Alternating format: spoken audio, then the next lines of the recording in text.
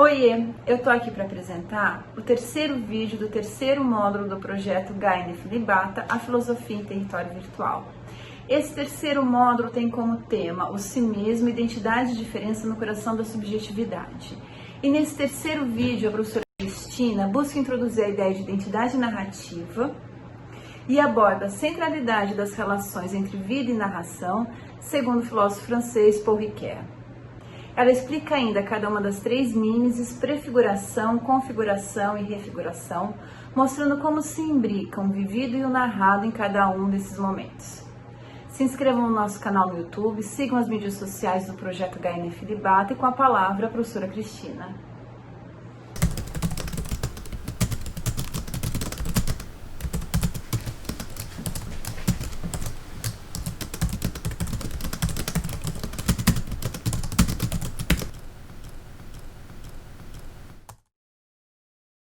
Olá, boa tarde a todas e a todos. Então, hoje nós vamos apresentar para vocês o terceiro vídeo desse módulo, né? O título desse terceiro vídeo é a identidade narrativa, e eu vou tratar basicamente de um tópico que é uma das grandes contribuições que o Si Mesmo Como o Outro trouxe para o problema da identidade pessoal, né? Na verdade, a identidade narrativa é a proposta que o Ricoeur oferece que seja uma alternativa àquelas teorias que a gente apresentou no vídeo passado, né? Do Locke, do Hume, por exemplo, e de tantos outros teóricos que tentaram pensar essa dificuldade teórica, né, de explicar como que a gente permanece o mesmo, né, apesar das mudanças, né. É a partir dessa noção de identidade narrativa que o Ricoeur vai se aprofundar na dialética prática, né, entre os dois tipos de identidade que a gente abordou, né, a mesmidade e a ipseidade. E é através dessa noção de identidade narrativa que nós aqui vamos nos aproximar um pouco melhor do recorte que a gente está fazendo na leitura dessa grande obra, né? Ou seja, a partir dela eu quero tentar mostrar a inovação que o Ricoeur trouxe no tratamento daquela relação entre a identidade e a diferença no coração da subjetividade, né? Que é o título do módulo, né? Então hoje eu pretendo me aproximar um pouco melhor dessa instigante, né, interessante relação que ele estabelece, né. Bom, duas considerações preliminares, elas são importantes que a gente faça antes de entrar propriamente na conceituação do que é a identidade narrativa, né. Primeira consideração, apesar da gente estar aqui fazendo uma homenagem ao Si Mesmo Como o Outro, é importante notar, né, observar que o conceito de identidade narrativa, ele surgiu um pouco antes, na obra anterior, que é uma trilogia, né, três tomos, do Tempo e Narrativa, né. Então, em 1983, 84 e 85, o Ricoeur publicou essa grande obra, né. E é lá que surge o conceito de identidade narrativa, de modo que o Si Mesmo Como o Outro, ele traria um prolongamento dessa discussão que já tinha sido iniciada, né, pelo menos 5 anos antes, né. Eu vou ler aqui uma pequena citação, né, do que está precisamente no tomo 3, né, do Tempo e Narrativa, né.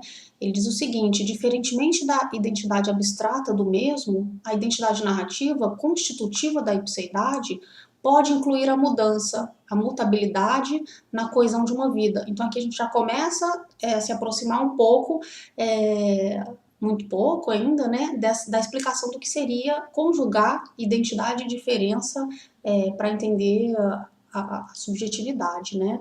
Essa é a primeira consideração preliminar, né. Tem ainda uma segunda consideração que é preciso fazer, que é a seguinte: esse conceito de identidade narrativa, ele vai ser fundamental para o que se configurou chamar de pequena ética do Ricoeur, né. Esse apelido carinhoso, né, pequena ética, o próprio Ricoeur acatou, né, ele se refere ao conjunto de 3 estudos do Si Mesmo Como o Outro, que é o 7º, o 8º e o 9º, né. Então, quando a gente vai falar deles conjuntamente, a gente fala pequena ética, né. A gente não vai tratar da pequena ética aqui hoje, a gente vai tratar do 6º estudo, né, que antecede a apresentação da pequena ética, né. Então, essa segunda consideração é só para frisar, né, que muito embora, né, para fins explicativos, eu vá focar aqui na importância desse conceito de identidade narrativa para um problema específico da subjetividade, porque o recorte que eu trouxe aqui é o da identidade da diferença, né, é importante a gente ter em mente que o alcance desse conceito é bem maior, né, a diferença ou a alteridade, se quisermos, né, no Ricoeur, ela vai ter um escopo muito amplo, né, então quando a gente fala de diferença, ele vai estar se referindo a essa alteridade constitutiva, que eu vou tratar aqui, né, mas também a essa alteridade da humanidade inteira, no final das contas, né, mas o nosso recorte vai ser a partir do sexto estudo, né.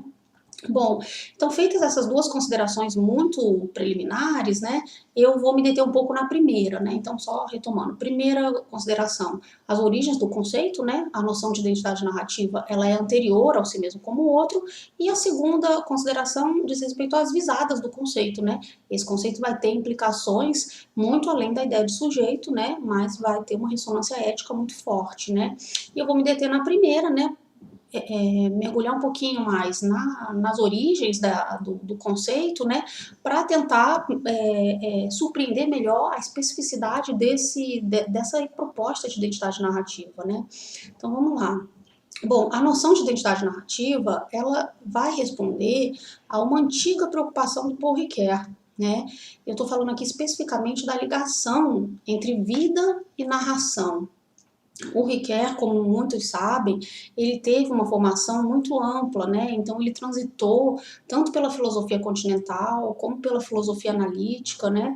Ele meditou profundamente, por exemplo, né, sobre aspectos do existencialismo, né? Então, no caso, não no existencialismo do Sartre, mas aquele mais cristão do Karl Jaspers, né?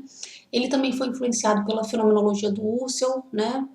É um outro traço aí desse percurso dele, né? A partir da década de 1980, ele passou a ministrar cursos nos Estados Unidos, né? E lá ele foi provocado no bom sentido, né? Com as filosofias de Strawson, Austin, Searle, né? Então aí tem uma imagem de algumas das obras que trazem a marca desses múltiplos encontros, né? Esses diálogos muito profundos que ele travou, né? Ao longo do seu percurso filosófico, né? Tudo isso só para destacar o quê, né? Que no tratamento de vários temas, o Ricoeur sempre procurou fazer considerações que não suprimissem as interpretações válidas, né? Então, vamos dizer, né, para usar o título de uma das suas obras, né, que ele defende o conflito de interpretações, né? Então, o mote dele, se a gente puder assim dizer, é transformar as dicotomias estéreis em dialéticas vivas, né? Ele gostava de dizer isso, né? E isso falando assim de modo geral, né? Mas se a gente pegar essa delicada questão das relações, né, entre vida e narração, também não foi diferente, né? Também ele tentou transformar uma dicotomia estéril numa dialética viva, né? Então, em poucas palavras, nós podemos dizer que o Ricoeur buscou pensar a integração entre vida e narração, né? E não reduzir uma à outra como se elas fossem instâncias separadas, né? Essa separação ela é possível, mas somente no nível da análise, da reflexão, né? No nível prático, vida e narração estariam ali mutuamente implicadas, né? Então, como que ele fez para tentar substituir aí a dicotomia estéril por uma dialética viva em se tratando do tema da vida e da narração, né? Primeira coisa, ele propôs, né? Não são instâncias que estão justapostas, né? Se a gente não quiser falar em vida e narração, a gente pode falar também em existência e linguagem, né? Se quiser usar uma terminologia mais abrangente, né? Então, se elas não estão justapostas, né? Então, uma em cima da outra, na verdade elas estão imbricadas, né? Elas vão se constituindo mutuamente e de um modo dinâmico, né? Para o Ricoeur, você não pode falar de uma existência antes da possibilidade da linguagem, né? E também, por outro lado, você também não é possível pensar uma linguagem abstrata que não tenha uma ressonância nenhuma ressonância na vida, na existência, né? Tem uma obra, né, um artigo, na verdade, que o Ricoeur escreveu em 1986, que é no mesmo ano em que ele ministrou as conferências na Escócia, né, as famosas Gifford Lectures, né, que resultaram na obra O Si Mesmo como o Outro, né. Então, em 86 ele estava dando essas conferências que iam resultar em 1990 no livro, e ele também escreveu um artigo que ajuda muito a esclarecer a maneira como ele compreendia esse imbricamento, né, entre vida e narração. O artigo se chama A Vida, uma narrativa em busca de narrador. E eu vou ler o primeiro parágrafo só para tentar surpreender essa ideia do que ele estava pensando, né? Diz o seguinte, que a vida tem a ver com a narração foi sempre conhecido e dito. Falamos da história de uma vida para caracterizar o entremeio entre nascimento e morte. E, todavia, essa assimilação da vida a uma história não é evidente. É até uma ideia banal que é preciso primeiramente submeter a uma dúvida crítica. Essa dúvida é a obra de todo o saber adquirido há alguns decênios no tocante à narrativa e à atividade narrativa. Saber que parece distanciar a narrativa da vida vivida e confiná-la na região da ficção, né? Que é justamente o que ele quer aí subverter, né? Vamos primeiramente atravessar essa zona crítica com o intuito de repensar diferentemente essa relação, né? Então ele não quer essa distância, ele quer a aproximação, né, entre a narrativa e a vida vivida, né? No intuito de repensar diferentemente essa relação demasiado rudimentar e demasiado direta entre história e vida, de tal maneira que a ficção contribua para fazer da vida, no sentido biológico da palavra, uma vida humana. Gostaríamos de aplicar a relação entre narrativa e vida à máxima de Sócrates, segundo a qual uma vida não examinada não é digna de ser vivida. Bom, então foi pensando nessa relação de mútua constituição entre vida e narração que o Riquet nos apresentou ainda em Tempo e Narrativa, né, a trilogia de 1983, 84, 85, a noção de tríplice mimesis, né? Então, o que ele vai propor com essa ideia, né? É que a existência humana, desde as suas formas mais elementares, ela já possuiria uma abertura para a linguagem, né? E que depois, quando já advém as formas mais elaboradas da linguagem, né? A língua, a escrita, mais as narrativas, também a literatura, né? Estas formas mais elaboradas, elas vão se voltar também para a existência, então é uma implicação mútua, né? Possibilitando tanto uma melhor compreensão da própria vida, como também modificando a vivência que vai vir depois dessa compreensão narrativa, né? Quais são as três mimeses, né? Já que é uma tríplice mímese, né? A gente está aparecendo aí para vocês, ó, mimesis 1, mimesis 2, mimesis 3, né? A mimesis 1 é a prefiguração, a 2 é a configuração e a 3 ele chamou de refiguração. Antes de explicar cada uma delas, eu preciso esclarecer que esse conceito de mimesis ele foi tomado de Aristóteles, né? Então vai interessar a Riquet essa ideia de uma imitação que seja também criativa, né? E ele vai desenvolver esse conceito para pensar justamente esse modo de relação muito peculiar, esse imbricamento, né, entre vida e narrativa, né? Então, o que são essas três mimeses, né? Na verdade, cada uma dessas mimeses é um momento da relação entre vida e narração. A mimesis 1, que é a prefiguração da ação, né? O que ela seria? Ela seria a própria textura das ações, né? As ações, desde o começo mais elementar, elas já são passíveis, né, de serem transpostas numa forma linguística posteriormente, né? Então isso ali ele já identifica não tem uma vivência pura, né? A vivência ela já está desde seu momento mais elementar, ela já tem essa disposição, né, para ser absorvida por uma narrativa, por uma linguagem posteriormente. Essa é a primeira. O segundo momento, né, da relação entre a vida e a narração é a configuração do texto, né? Que momento é esse? É aquele momento em que nós fazemos para usar uma linguagem do próprio Aristóteles, né, que o Riquet retoma, agenciamento dos fatos. Ou seja, é o momento em que a gente cria uma história, conferindo a ela uma unidade, um fio condutor, né? Uma história é aquilo que pode ser seguido, né? A partir de que vivências? As vivências mais heterogêneas possíveis que compõem a nossa biografia, né?